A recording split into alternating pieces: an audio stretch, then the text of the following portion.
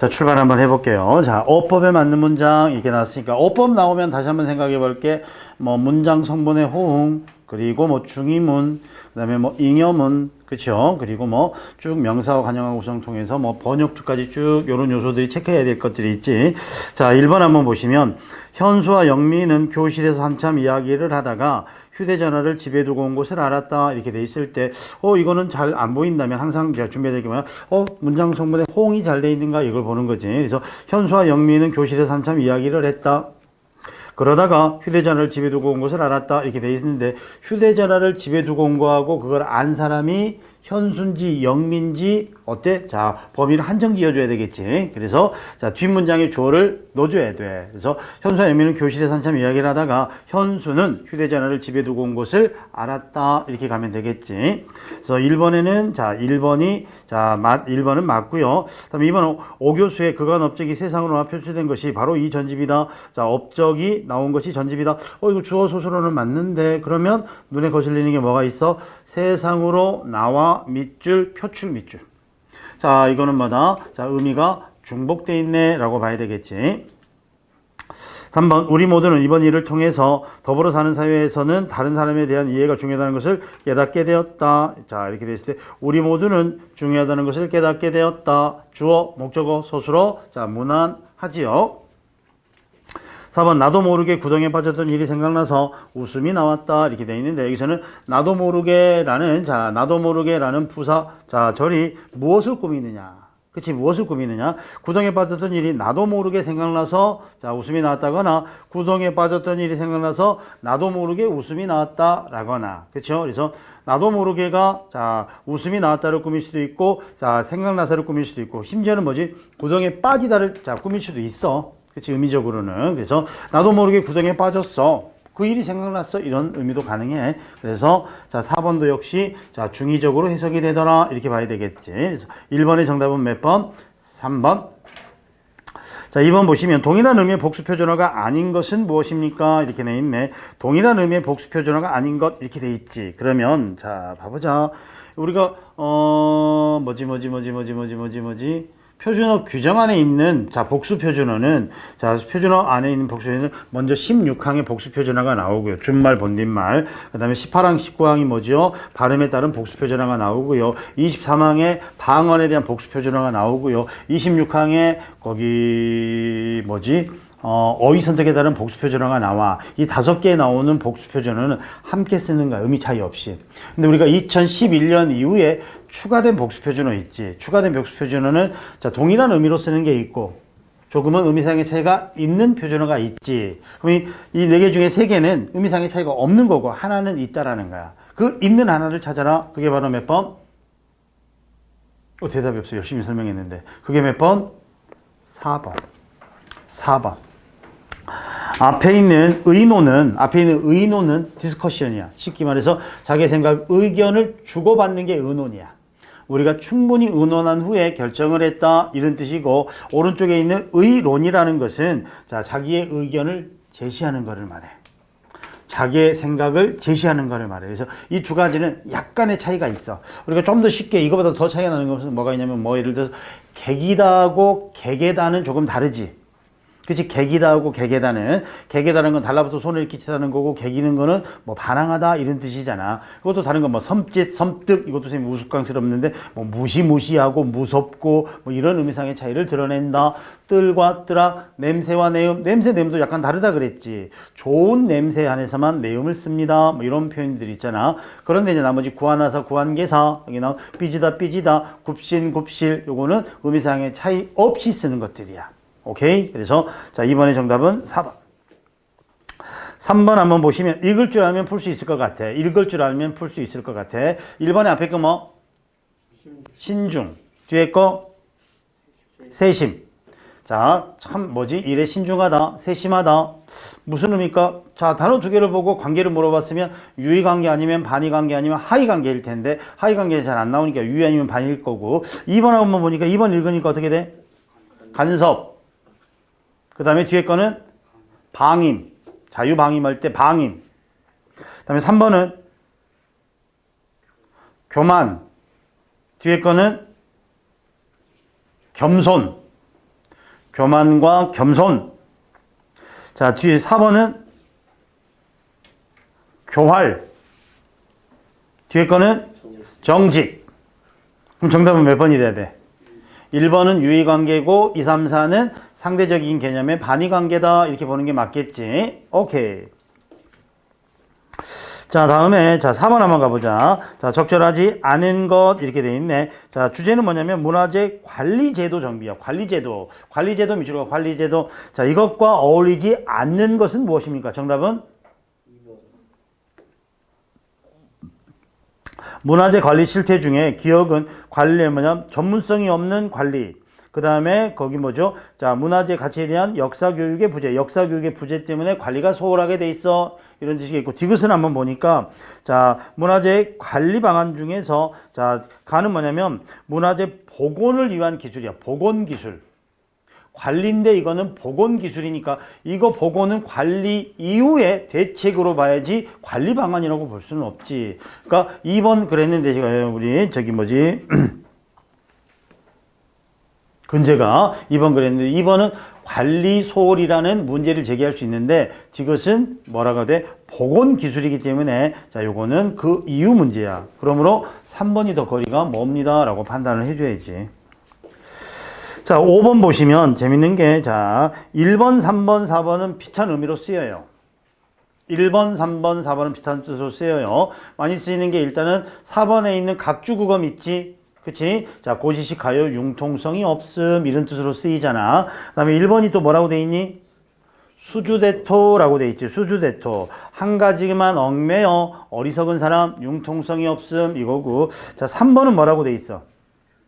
교주고술 이렇게 돼 있지. 교주고술. 이것도 고지식하여 융통성 없음. 그래서 1번, 3번, 4번은 고지식하여 융통성 없음 이런 뜻이고 2번만 견원지간 이렇게 돼 있지. 그래서 원수사에 이렇게 돼 있어. 만약 이 보기글이 없으면 문제를 이렇게 내면 돼. 다음 중 의미가 상이한 하나를 찾아라. 그럼 답이 2번 가면 돼. 그런데 이제 여기서는 자, 문제가 5번이지. 5번에서는 뭐라고 돼 있어?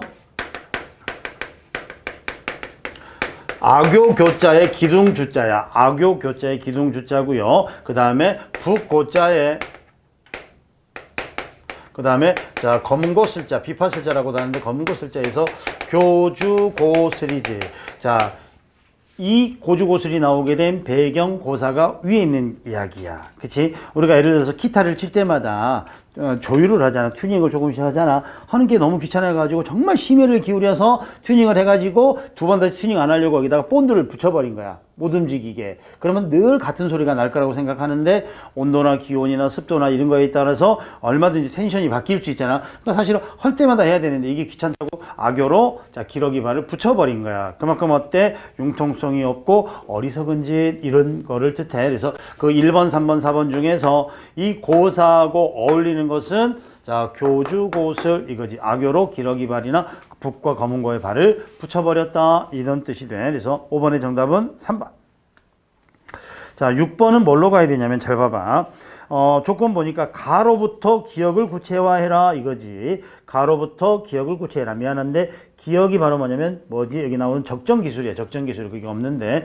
그럼 이제 먼저 보니까 적정기술이라는 것을 가를 통해서 판단하면은 적정기술을 가에서 판단할 때 자, 기름 보일러가 그치? 기름 보일러가 자, 너무 비용도 많이 들고 적절하지 않아서 화목 보일러, 화목 난로로 바꿔놓은 거지. 이걸 일단 적정 기술이라고 한 거야. 그러면 기름 보일러를 이걸로 바꿔놨어. 그러면 뭐냐면 자, 적정 기술에 대한 설명을 뭐 1번 보니까 해당 지역이나 국가의 경제적 부를 축적하는 데 기여해야 된다. 뭐 이런 거고 상품화하는 기술을 독점하고 있는 사람들이 나머지 사람을 소외시킨다. 그다음에 3번 적정 기술은 자연을 보존하고 빈곤층 소득 증대한다. 4번 적정 주어진 환경에 능동적으로 대응 미치고 주어진 환경에 능동적 대응. 이게 어찌 보면은 기름 보일러를 화목으로 바꾼 거지. 그리고 나서 이제 나를 통해서 뭐라 그랬냐면 자, 시사점을 찾아라 이거지. 그래서 나에서는 누가 폴 폴락이 페달 펌프라는 적정 기술을 만들었는데 근데 이게 돈벌이 수단으로 전락해 버려 가지고 실제로 페달 펌프가 필요한 사람에게 부담이 가중돼 버리지. 그러면 돼, 안 돼? 경제적 수단으로 적정 기술이 활용되면 안 되는 거지. 그러니까 결국은 환경에 적절하게 능동적으로 변하는 게 적정 기술이지만 그게 없는 사람들에게, 가난한 사람들에게 어때? 시혜적 혜택이 돼야 돼. 혜택이 될 수 있게끔 경제적 수단으로 전락해서는 안 돼. 그래서 그것까지 들어가 있는 내용이 몇 번이 돼야 돼? 자, 4번 이게 되겠지. 그래서 적정 기술이 가지고 있는 특징하고요. 그것들에 대한 자, 해결책 요걸 보여주지. 7번 13살 때 어떻게 써야 돼?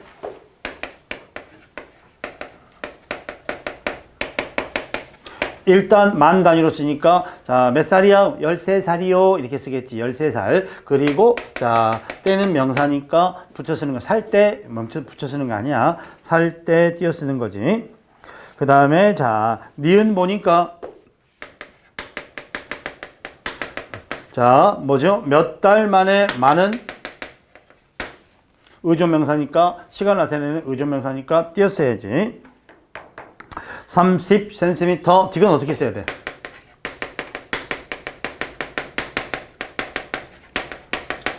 센티미터가 조량이잖아. 30 이렇게 써야지. 오케이?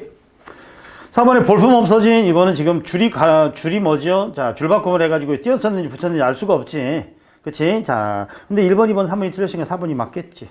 오케이? 띄어야 돼, 붙여야 돼. 볼품 없어진. 볼품 없다, 한 단어지. 볼품 없다, 한 단어니까 붙였어야 되겠지. 정답은 4번. 자, 8번 한번 봐볼까요? 자, 8번 한번 봐보시면, 자, 근재야. 네. 답 4번으로 썼네? 네. 자, 4번하고 1, 2, 3의 차이가 뭐야?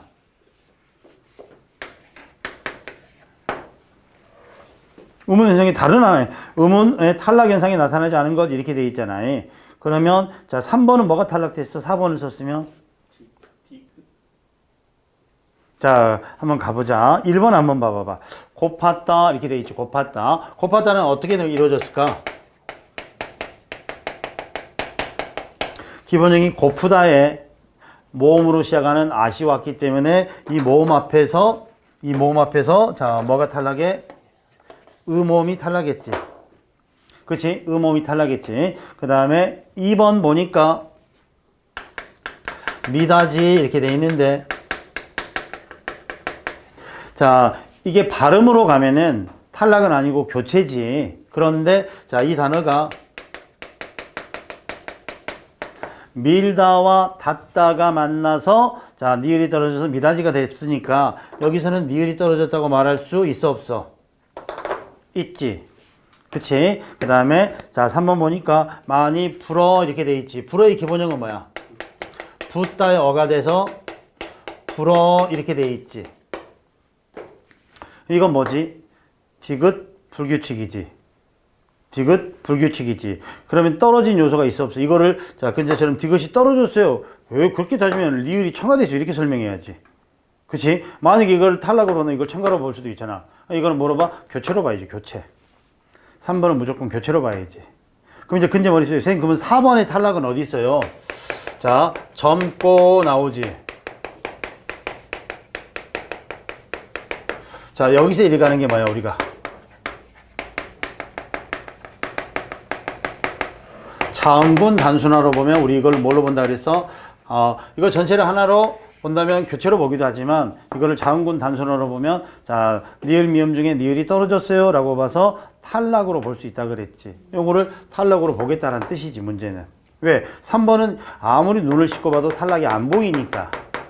그럼 4번에서 요거를 탈락으로 보겠다 이거지. 그래서 예를 들어서 우리가 자, 이 의문 변화를 보는 걔네가 선생님 두 가지라 그랬잖아. 두 가지라고. 니을 미음을 하나로 봐가지고 이리 갔으면 교체로 보는 거고, 니을하고 미음인데 자, 미음만 살아남았으니까 니을이 떨어졌어 이렇게 보면 탈락이잖아. 이거 보는 게 걔네가 두 개야. 교체로 볼 수도 있고 탈락으로 볼 수도 있고. 근데 대부분은 뭘로 본다 그랬어? 탈락으로 본다 그랬어. 탈락으로. 자음군 단순화로. 그래서 4번은 탈락이 보입니다 라고 판단해야 돼. 그래서 8번의 정답은 3번. 자, 9번 적절한 것은 무엇입니까? 어떠한 이상을 추가해 그것을 실현하면 그것은 벌써 현실이 되어버리고 더 이상 이상은 아닌 것이다. 그렇게 되면 이번에는 그 이상의 것을 추가하게 되면 그 이상의 것이 다시 자, 이상이 되고 마는 것이다. 현실과 이상의 차이는 그것이 실현되었느냐 않느냐에 달려있는 것이라 하겠다. 자, 사람이 월세계 가서 살려고 그 방법을 연구하고 있다고 하자 동그라미. 자, 그럼 여기 뭐 들어가? 있다고 하자 앞에 들어갈 수 있는 거는 가령, 만약 이런 자 if 같은 자 부사가 들어가야 되겠지. 그래서 가령 자 있다고 하자. 그래서 그러나 그런데 예컨대는 들어갈 수가 없지. 정답은 2번일 수밖에 없어. 자, 이것은 어디까지나 이상이 아직 현실이 아니다. 우리는 이제 우리의 월세계에서의 생활은 오늘까지도 이상에 지나지 않는 것이요. 현실로는 이루어지지 못하였다. 자, 그러나 그 가능성만은 충분히 보이고 있다. 그리하여 만일 우리가 월세계 몇몇 이상과 마찬가지로 별장도 짓고 농지되면 그때는 이미 현실이 되는 것이다. 그러니까 이상은 실현되기 전까지 이상이고 실현되고 나면 현실이다. 현실이 되면 또 다른 이상을 꿈꾼다. 뭐 이런 내용인데요. 자, 정답은 9번에는 몇 번? 2번. 10번 훈민정음 28제에 대한 설명을 옳지 않은 것. 상준아 이거 다음 몇 번? 3번. 새로 만든 초성자에는 순경음이 포함된다. 이렇게 되어 있는데 자 새로 만든 초성자는 세종이 만든 초성자는 몇 개? 17개. 모음은 몇 개? 11개. 그 중에 순경음 들어가 안 들어가? 안 들어가. 순경음은 연서법 해가지고요. 글자의 운용이지. 그러니까 순경음은 순음에다가 야 내가 순음 만들어줬잖니. 순음 만들어줬잖니. 병서까지 있으면 이게 있잖니. 여기다가 이응을 더해. 이응을 더해. 그래서 순경음을 만들어서 쓰렴. 이거지. 활용하는 방법이지 기본 글자에 들어가 있는 것은 아니지. 오케이? 2번 틀렸네. 초성 가운데 예니응 니을 반치음은 자 이체자다. 자 우리 초성 보면은 자 어떻게 됐어? 그 나무 사이 기본자 가액자가 9개.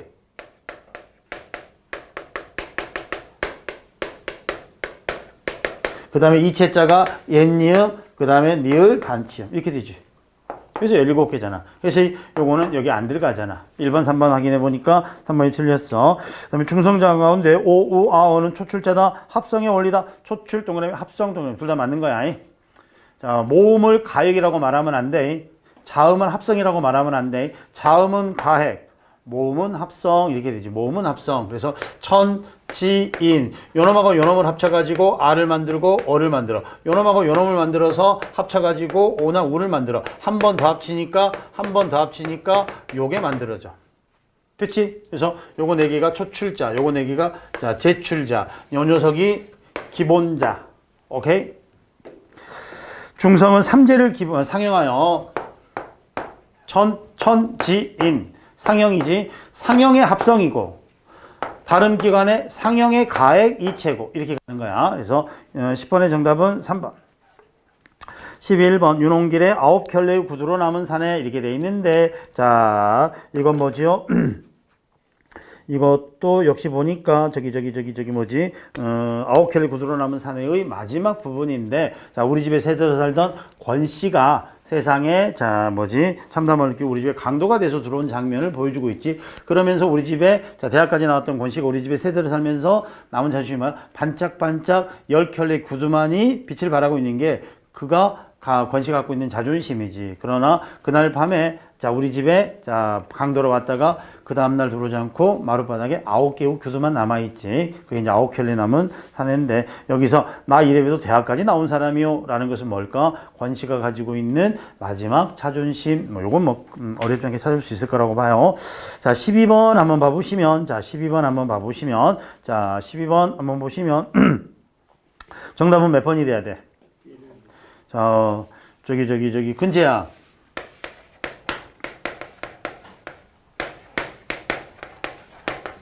자, 요 두 가지 어떻게 구분해?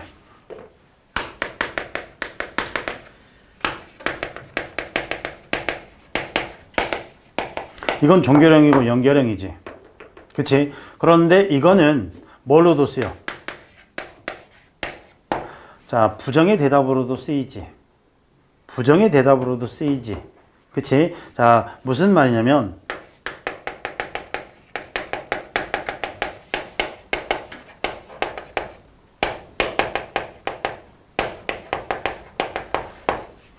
자, 이것은 붓이 아니요 펜입니다. 이거 연결형이지. 그치? 연결형이지.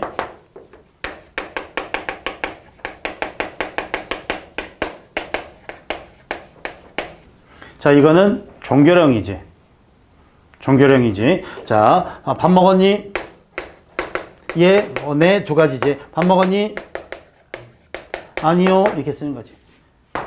그러니까 종결이 아니요라는 것은 노의 대답일 때는 아니오야. 그래서 근재야, 쌤이 지금부터 묻는 말에 너는 예, 아니오로만 답해야 돼. 알겠니? 아니요, 네 할 때 요걸로 쓰는 거야. 그러면 1번은 아니오로 바꿔주는 게 맞아. 자, 2번은 아는 체하며 이렇게 돼 있는, 엉뚱한 사람이 아는 체하며 끼어들었다 이렇게 돼 있는데, 2번은 일단 두 가지가 나왔는데, 아는 체하며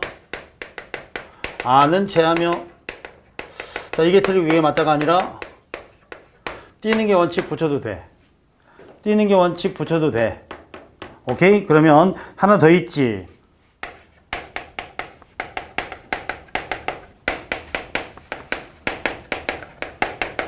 어느 게 맞아? 요게 맞지. 끼어들다. 요게 맞지. 끼어들다. 이거는 끼어들다니까 이거는 피동으로 쓰이는 거잖아. 내가 끼어 들어가는 거니까 끼어들다 이대로 써줘야지. 자, 3번. 자, 3번을 보면은 푸르다가 기본형이었는데, 자, 2016년에 푸르르다도 기본형이 되지. 복수 표준어지. 그치? 그러면 여기에다가 어따가 들어가면 푸르렀다가 돼. 잘 봐. 여기에다가 자, 어따가 들어갔어. 그럼 뭐가 돼? 푸르렀다가 돼. 똑같지? 근데 기본형은 두 개잖아.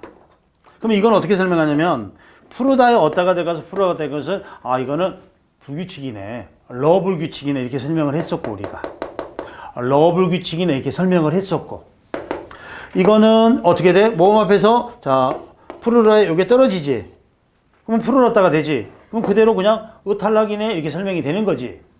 그치요? 그래서 왜 이거를, 이 단어를 표준어로 넣어줬냐면, 5월은 푸르른 하늘 이렇게 썼단 말이야. 푸르른, 자, 가을 하늘 이렇게 썼단 말이야. 근데 2016년 전까지는 푸르르는 틀리다 그랬어. 왜? 푸르다만 맞다 그랬으니까. 근데 2016년에 푸르르다를 맞다고 하니까, 이거는 이제 어때? 규칙 활용이 돼버린 거야. 오케이? 그래서 푸르렀다 이렇게 활용해야지. 그래서 어디로 가나 푸르르었다 이렇게 활용할 수는 없지. 푸르르었다는. 그래서 자, 4번도 발려줬고요. 그 다음에 자, 뒤에서 나타나서 그를 놀래주자, 놀래켜주자 이렇게 돼 있는데, 기본용으로 보시면 12번에 자, 4번은 놀래키다라는 단어는 국어에 없습니다. 놀래다로 바꿔줘야 됩니다. 그러면 놀래다는 뭐냐? 놀라다의 사동이 놀래답니다. 놀래다라는 것은 놀라다의 사동입니다. 내가 깜짝 놀랐다 이렇게 쓰지. 내가 깜짝 놀랐다. 놀라게 하다라는 것은, 야, 우리가 금모를 놀래주자 이렇게 되는 거야. 놀래주자. 놀래주자가 놀라게 해주자. 여기서 끝나는 거야. 그래서 4번은 자, 그를 놀래주자. 여기서 끝나야지 사동이야. 이걸 주동으로 봐. 나는 놀랐다 이렇게 가야지 주동인되고. 그래서 12번에는 자, 4번처럼 바꾸면 안 돼. 자, 13번 돼 있는데, 자, 윤동주의 눈 오는 지도라고 돼 있지. 자, 가보시면, 자, 순이가 떠난다는 아침에, 자, 떠난다는 아침에 말 못할 마음으로 한방 눈이 내려 슬픈 것처럼 창밖에 아득히 깔린 지도 위에 덮였다. 순이가 떠난다는 날, 자, 한방 눈이, 자, 순이가 떠난 지도에 덮여버렸어. 어디로 가는지 알 수가 없어. 이런 뜻이 되겠어. 자, 그래서 1번 한번 봐봐봐. 창밖에 아득히 깔린 지도는 창 안에서 바라보는 바깥 풍경을 마음속의 추상적 공간으로, 즉, 자, 사랑하는 순이가 떠나버린 텅 빈 마음을 표현한 것이다. 이렇게 해석해보자. 그게 가능하니? 이런 뜻이야. 오케이? 자, 그 다음에 넘어가 봐. 자, 그래서 창밖에 아득히 깔린 지도에 덮인다. 방 안을 돌아다 보아야 아무도 없다. 자, 2번은 여기서 뭐지? 아무도 없으니까 너무나 외롭고 쓸쓸함. 순이가 떠난 후에 쓸쓸함. 2번 되겠지? 방 안에까지 눈이 내리는 것일까? 그럼 방 안에까지 눈을 내리는 건 내 마음에 눈이 내리는 것일까? 너가 떠나버리고 찾을 수 없는 슬픔일까? 정말로는 잃어버린 역사처럼 훌훌 가는 것이냐? 잃어버린 역사처럼. 거기서 순이를 단순하게 사랑하는 사람으로 볼 수 있지만, 역사처럼 가버린 것이냐라고 하면은, 자, 순이는 뭘로도 볼 수 있어? 조국으로 봐서 일제에, 자, 빼앗겨버린 조국의 모습, 이런 해석도 가능해진다. 이런 뜻이야. 가는 것이냐, 그 다음에 훌훌 가는 것이냐, 떠나기 전에 일도들 말이 있거든. 편지를 써서라도 네가 가는 곳을 몰라. 어느 거리, 어느 지붕 및, 자, 너는 내 마음속에 남아있는 것이냐. 내 조그만 발자국을 눈이 덮어 따라갈 수가 없다. 자, 내 조그만 발자국을 눈이 자꾸 덮어 따라갈 수가 없다. 여기까지 하면은, 자, 따라갈 수 없는 절망감이라고 해석해도 돼. 3번처럼. 그런데 그 뒤에 뭐라고 나와? 하지만 눈이 녹으면 남은 발자국마다 다시 꽃이 피어날 거지. 그 꽃 사이로 발자국을 찾아 너희가 가겠다 이거지. 지금은 어때? 눈이 덮여서 네가 가는 길을 알 수 없지만 이 눈이 녹으면 자, 네가 밟은 자리마다 꽃이 피어서 내가 너를 찾아갈 수 있을 거야. 그럼 이건 결국 뭐야? 절망이 아니라 만남에 대한 희망 이게 되겠지. 그럼 순위를 자, 조국으로 본다면 조국을 되찾을 수 있는 광복의 희망 요걸 노래한다라고 볼 수 있겠지. 자, 그래서 내 마음에 눈이 내린다. 눈 내리는 지도. 그래서 순위가 떠나버린 것에 대한 쓸쓸함 요걸 노래하고 있어. 자, 그러면 3번은 틀렸고 의문형과 영탄법. 의문형은 중간중간에 나오지. 그치? 두 번째 문장, 세 번째 문장에서도 네 번째 문장이거나 방 안에까지 눈이 내리는 것일까? 자, 훌훌 떠나가는 것이냐? 자, 그 다음에 내 마음속에만 남아있는 것이냐? 이런 표현들이 나오고요. 그 다음에 눈이 내리리라. 마지막에 눈이 내리리라. 이거는 명령문은 아니지 사실은. 영탄법이 쓰였다. 눈이 내리는구나. 이런 의미를 해석해서 13번에는 3번. 자, 14번. 이것도 문맥적으로 보면은 조금 짐작해 볼 수 있을 것 같아. 정답은 몇 번? 4번 이렇게 찾아야 돼. 4번. 왜 그러냐면은 원래 성격이 괴달이 적어서 친하긴 없지만 알고 보면 좋은 사람이야 이렇게 돼 있으니까 괴달이 적어서 어때? 자, 사귀기는 어렵지만 좋은 사람이야 라는 뜻이니까 친하기는 없지만 그럼 괴달이 적다라는 것은 어때? 자, 좋은 사람이라고 보기는 어렵지만 알고 보면 좋은 사람이야 이런 뜻이야. 근데 여기서는 지금 수줍음을 잘 타라는 게 좋지 않은 사람이라는 뜻은 아니겠지. 그래서 괴달이 적다라는 것은 조금 거칠고 무뚝뚝하다 이런 뜻이야. 그래서 거칠고 무뚝뚝해야지 사람이 조금 어때 경계심을 갖고 두려워할 수 있는데 알고 보면 참 좋은 사람이야 진국이야 이럴 때 쓰는 거야. 그래서 자 정답은 4번. 맵자다라는 것은 여기서 자 야무지다라는 뜻도 맵고 짜다라는 뜻도 되고요. 그다음에 뭐 성미가 사납다도 되고요. 바람 따위가 아주 세차다라는 뜻도 되고요. 흔전만전 넉넉하다 이거 되고요. 또 흔전만전은 흥청망청하고도 같아요. 흥청망청. 물건 따위를 함부로 쓰다 이런 뜻도 되고요.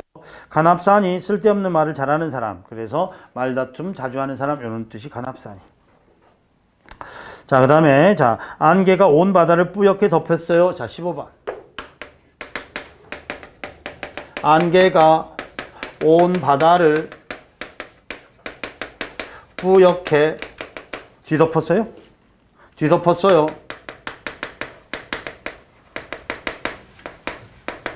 자, 잘 봐. 자, 요거는 몇 개의 단어로 이루어졌습니까? 라고 말하면 단어는 어절 플러스 조사지. 그치? 어절 플러스 조사지. 표현 별로 안 좋다. 자, 그러면 한 번, 두 번, 세 번, 네 번 띄었었으니까 5어절이야. 그 다음에 여기에 조사가 몇 개 있어? 안개가의 가, 바다를의 를. 자, 그 다음에 이 요를 있잖아. 이건 잘 봐. 이 요를 하나의 조사로 보기도 하고요. 어요를 하나의 어미로 보기도 해. 하나의 조사로 보기도 하고 하나의 어미로 보기도 해. 어요를 찾으면 어미라고도 있어. 그 다음에 뒤덮었어. 이렇게 끝날 수 있지. 뒤덮었어. 그리고 요. 자, 밥 먹었어. 밥 먹어. 밥 먹어. 근무야 밥 먹어. 끝날 수 있지. 그럼 먹을 요 이럴 수 있잖아. 우리 보통 뭐 드라마 영화에서 말이 짧아 그럼 이제 요 이러잖아. 이 요일 수도 있어. 그럼 조사로 볼 수도 있고 하나의 어미로 볼 수도 있어. 물론 지금까지 공무원 시험에는 조사로 많이 물어봤어. 그런데 어미로도 있어. 분명하게. 그 어미로 보자라는 것도 국회직에서 한번 나왔어. 그 두 가지 다 알아나. 그럼 이거는 2.5야. 그러면 7.5야. 단어는 7이 될 수도 있고 8이 될 수도 있어. 일단은 알아둬봐. 그런데 이제 재밌는 게 뭐냐면, 자, 형태소가 12개지.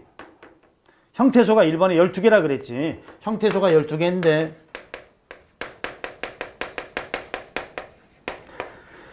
실질하고 형식을 합하면 12개가 돼야 되잖아. 실질하고 형식을 합하면 12개가 돼야 되잖아. 왜? 또 하나는 뭐지?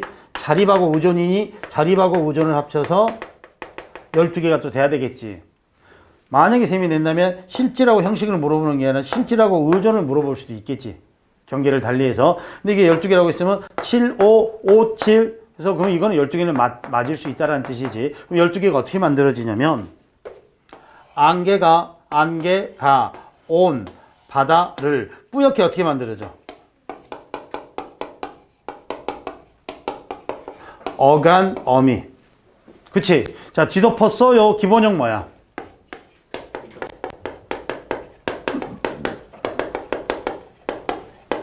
자, 그럼 이때, 이게 오요로 쪼개거나, 또는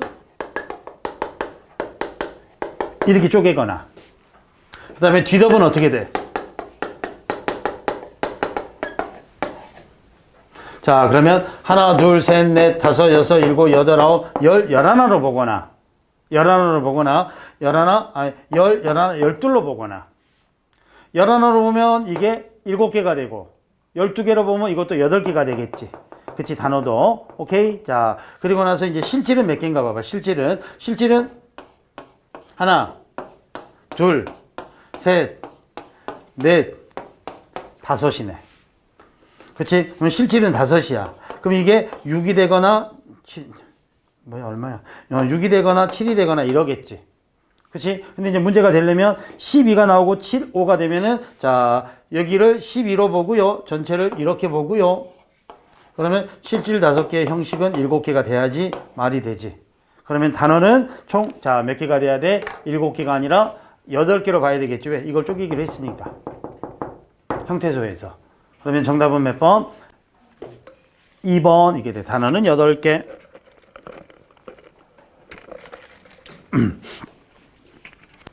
자, 비유법이 없는 거. 자, 1번. 말을 붙일 수도 없지 깜찍한 예쁜 계집 같은 달이 동시에 가슴 저리도록 쓰리니 가련한 달이다. 예쁜 계집 같은 달. 자, 직유법. 그다음에 보름의 둥근 달은 모든 영화의 끝에 숭배는 여왕 같은 달이지만, 자, 공주 같은 달이다. 직유법. 이거 초승달에 보름달은 보는 이가 많지만 금음달은 보는 이가 적어서 그만큼 외로운 달이다. 달이 외로워. 의인법. 객창한 등의 정든님 그리워 잠 못 들어하는 분이나 사람이야. 못 견디게 쓰니까 움켜잡는 무슨 한인 사람이나 이런 사람이 아니면 그 달을 보아주는 이가 드물다. 이거는 자, 달을 이야기 아니라 달을 바라보는 사람이니까 비유의 방법이 안 들어가 있어. 4번. 17번 이거 뭐냐면, 이 작품은 그의 첫 시집 간행 후 광복 이전의 중간에 나온 것이다. 이 기간에 발표된 일련의 작품들은 초기의 섬세한 감각과 짜낸듯한 애조를 일탈하여, 그러니까 이 사람의 초기 작품은 아주 섬세한 감각과 애조 띤 목소리였어. 그런데 이 노래는 식민지하의 상황을 극복하려는 의지가 드러나. 그래서 그의 초기 시에는 내 마음의 세계가 아닌 사현실로 눈을 돌려 삶 자체에 회의하고 있어. 결국 이 사람은 누구냐? 처음에는 아주 아름다운 서정을 노래하다가 후반에는 일제에 대한 저항 정신을 드러내는 시를 썼어. 그 작가가 쓴 시가 뭐니? 그러면 4번 김영랑의 독을 차고라는 작품을 찾아야 돼. 독을 차고. 그래서 독을 차고라, 김영랑이라는 사람 아까도 말했지만은 순수 시를 쓴 시문학파의 대표 주자였잖아. 그런데 시간이 지나면서 일제 침탈로 인해서 독을 차고 이리승냥이 때와 맞서겠다라는 의지를 드러내는 거야. 참고로 말씀드리면 1번은 이육사의 절정이야. 그럼 이것도 역시 일제에 대한 저항이 드러나지만, 이육사는 초기부터 후기까지 전부 다 광복에 대한 신념과 의지를 드러내는 거지 바뀌는 게 없어. 그 다음에 자, 나는 기영도의 질투는 나의 힘. 이것도 그러면 기영도에 아까 빈집에 있었잖아. 80년대 시고요. 그 다음에 자, 3번 보시면 김수영의 폭포니까 60년대 시가 되겠지. 그래서 일제강점에 대한 저항은 1번하고 4번인데, 서정익 시에서 저항시로 바뀐 사람이면 김영랑의 독을 차고. 자, 그 다음에 18번 이렇게 돼 있는데, 자, 18번 답 몇 번 찾았어? 표준 언어의지를 잘 모르는구나, 우리 근재가. 표준 언어의지 나올 확률이 조금 낮은데, 자, 자기 아들을 말할 때 가돈, 도나 이렇게 말하는 거 맞습니다. 딸을 여식 이렇게 말하는 거 맞습니다. 자, 1번 아내, 언니와 배우자에게 아내, 언니의 배우자. 그럼 이건 남자 입장이지. 봐봐. 아내, 부인의 언니, 처형이지. 처형의 남편. 그치? 나보다 나이가 많으면 형님. 나보다 나이가 적으면 동섭. 이렇게 부르는 거야. 1번 오케이. 자, 2번 자기 장인을 높여 불어서 빙모는 남의 장인을 높여 이르는 말이야. 어이 근재야, 빙장어른 안녕하시지? 자, 근재가 이번에 어디 갔다? 장인어른 좀 뵈고 왔어. 그러니까 내가 말이야. 너희 장인 잘 계시지? 이걸 이제 다른 말로 바꿔서 빙장어른 편안하시지? 그러면 네 장인어른 잘 계시지? 이런 뜻이야. 내 장인어른은 아버님 아니면 장인어른이야. 4번은 자, 오빠의 배우자를 지칭에다 동그라미잖아. 지칭. 호칭하고 지칭이 달라. 자, 봐봐. 오빠의 배우자를, 여자 입장이지. 오빠의 배우자를 호칭할 때는 뭐라고 해야 돼? 언니라고 해야 돼. 새언니라고 호칭하는 거야. 그런데 기현이가 물어본 거야. 누구셔? 우리 올케야. 이렇게 가르칠 때 쓸 수 있는 표현은 올케가 돼. 그런데 거기 가가지고 올케라고 부르면 안 돼. 올케라고 부르면 안 돼. 그때는 언니라고 불러야 되는 거야. 그래서 지칭은 올케라는 표현을 쓸 수는 있어. 자, 19번 한번 봐보시면, 자, 뭐죠? 창조도시를, 아니다, 뭐, 창조성의 근본을 뭘로 볼 건가? 두 가지로 보겠다, 이거지. 창조도시를 뭘로 볼 건가? 창조 산업으로 볼 건가? 창조 계층으로 볼 건가? 요게 나오잖아. 그치? 그러면, 자, 이야기 순서는 뭘로 시작하지? 자, 최근 들어서 창조도시에 대한 언급이, 자, 잦아지지. 그 창조도시 중에서, 자, 뭐죠? 두 가지가 나오는데 라문단 가니까 창조 산업과 창조 계층으로 보는 게 있고 그 라문단은 창조 산업을 중시하는 관점이 나오지. 그 다음에 가에서는 창조 계층을 중시하는 관점이 나오지. 그러면 순서는 어떻게 돼야 돼? 4번. 창조 도시에는 두 가지야. 계층과 산업. 아니, 산업과 계층. 산업이 먼저 나오고 계층으로 보는 관점도 이렇게 되니까 중시하는 관점에서는 이게 나오니까 가로 이어지겠지. 자, 19번에는 4번. 자, 20번 마지막 비문학 하나 나왔는데 답은 바로 보이지? 몇 번? 3번. 3번은 어디 있냐면 밑에서 하나, 둘, 셋, 넷, 다섯, 여섯, 일곱. 그럼에도 탈세를 막기 위한 노력은 여전히 모자라는 현실이다. 국세청은 최근 역외탈세 조사를 강화하고 있다지만, 자, 뭐죠? 국회에서는 해외 계좌의 신고 의무 금액을 낮추는 등 여러 법안이 정부와 여당의 반대로 번번이 무산되었다. 그러니까 해외로 송금하는 애와의 기준을 지금 뭐 10만 달러 이상만 신고해라. 그런데 그거를 자, 여야가 유출되니까 10,000달러로 줄이자라고 자꾸 국회에서 하는데 정부 여당에서 반대합니다. 이거지. 그치? 그러면 3번에서는 자, 뭐죠? 정부가 노력했다라는 게 아니라 정부의 노력이 부족하다. 이렇게 가야지 맞을 거 아니야. 이해되셨지요? 오케이. 자, 20번의 정답은 3번. 자, 오늘은 요 놈까지 했고, 자, 선생님이 걱정하는 것은 우리 국가직처럼 너무 쉽게 나올까봐 걱정한 거지. 지금 그렇게 따지면, 그 기준으로 따지면, 선생님이 지금 준비하는 모의고사는 우리 국가직 시험보다 난이도가 한참 높아요. 높은 이유는 뭐냐면, 가장 큰 차이가 우리가 국가직은 비문학이랑 문학이랑 독해 지문이 많이 나오잖아. 크게 어렵지 않은. 근데 이제 선생님은 그럼에도 불구하고 계속해서 문법하고, 어문 규정을 계속 조금씩 많이 내. 연습하기 때문에 7, 8문제씩 꾸준히 내거든. 이번에도 원래고사 6문제가 내고, 물론 이번에 이제 좀 비슷하게 내느라고 독해 9문제, 뭐 문학 4문제에서 13문제인가를 독해에다 내긴 했어. 다음 주에 여러분들 보는 원래고사. 그러다 보면 조금 난도는 좀 쉬워질 거야. 근데 선생님은 지론이 뭐냐면 조금 어렵게 공부하자는 지론이야. 그래서 어떤 의미로 보면 근제 같은 경우도 혹시 해도 맨날 점수가 안 올라 뭐 이런 좌절을 느낄 수 있는데 너무 점수에는 크게 신경 쓰지 말고 내가 지금 이 부분이 아직도 조금 부족하구나. 계속 그거 점검하는 수준에서 해야지. 옛날에 90점 맞았는데 또 80점 맞았어. 또 75점 맞았어. 그건 50점 맞게도 할 수 있고요. 90점 맞게도 할 수 있잖아, 그거는. 그치? 그러니까 점수에 너무 민감하게 반응하지 말고, 이 부분이 내가 아직 조금 더 해야 되겠구나. 한 3주 동안 그런 부분 보완하시도록. 알겠지? 우리 선생님이 다음 주에는 이제 전체에 대해서 좀 요약 정리할 수 있는 거를 프린트를 지금 준비하고 있으니까 만들어 올게요. 오케이? 자, 다다음 주 6월 달에 뵙도록 하겠습니다. 오늘은 여기까지. 고생했습니다. 감사합니다. 네.